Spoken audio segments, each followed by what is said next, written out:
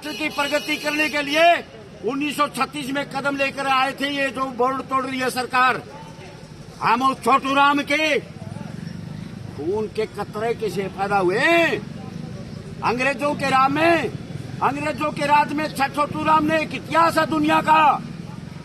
1942 में जब इसे युद्ध था, जनरल वायसराय बेबल ने मीटिंग बुलाई थी। खाद्य मंत्री से छोटू राम जी, लाहौर राजधानी थी, आए थे। उन्होंने कहा था सेक्रेटरी ने कि आज का एजेंडा है गेहूं 6 रुपये मन कंट्रोल रेट से खरीदेगी सरकार। अकाल पड़ा हुआ है, गेहूं सिर्फ पंजाब के पास था। छोटू राम जी बैठे रहे। जब वायसराय बेबल आया, उन्होंने कहा कि आपको सेक्रेटरी ने बता दिया होगा आज का एजेंडा, आपको सबको यस है। छोटू राम जी ने कहा मेरे को यस नहीं,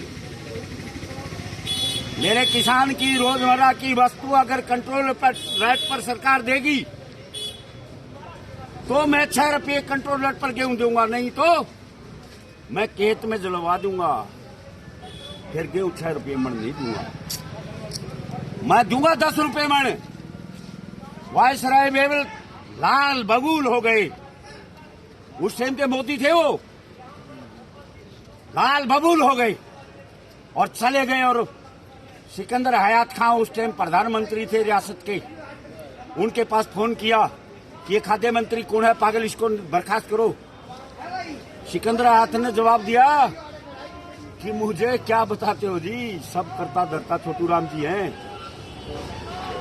रहबर आजम की उपाधि मुसलमान ने दी थी, दीनबंधु की हमने दी थी। रहबर आजम दीनबंधु सर छोटू राम सर की उपाधि चापलूसी से नहीं, छाती पर फांद की ली थी। उस शख्स को जब ये पता लगा कि छोटू राम की इतनी पकड़ है, 6 रुपये और 10 रुपये की बजाय 1 रुपया इनाम का दिया था। दुनिया के इतिहास में पहला व्यक्ति हुआ है जिसने किसान को अंग्रेज के गुलाम देश में किसान को भाग दिया था। आज की सरकार हमारी नाड़ काट रही है, हमारी जड़ पाड़ करके उखाड़ रही है, WTO की ड्राफ्टिंग को बकवास कर रही है, देश को बर्बाद करने की।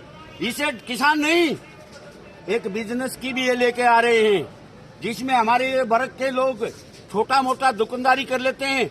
ऑनलाइन चैन सिस्टम हमको बर्बाद कर देगा। हमको छोटी लड़ाई लड़ने के लिए किसान नहीं आया है, हर वर्ग दुखी था। बीजेपी के शासन में एक मीटिंग 1 साल पहले हुई थी। राहुल बजाज ने, उद्योगपति ने कहा था बोलने से डर लगता है इस देश में। दूसरी बात, प्रेस कॉन्फ्रेंस सुप्रीम कोर्ट के 4 जजों ने 3 साल पहले की थी और उन्होंने ये कहा था देश में सब कुछ ठीक नहीं है, गड़बड़ हो गई है। और हम इसलिए प्रेस कॉन्फ्रेंस के माध्यम से देश को बताना चाहते हैं सब कुछ ठीक नहीं है। मीडिया खत्म है, न्यायपालिका खत्म है और संवैधानिक और व्यवस्थाएं हैं देश की, सारी काबिज करनी है।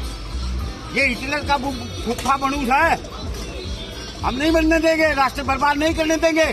ठीक है, हमारे से गलती हो गई, जनता के साथ फ्रॉड हो गया, मशीनों में गड़बड़ हो गई, पता नहीं क्या हो गया, लेकिन हमें अब पता लग गया।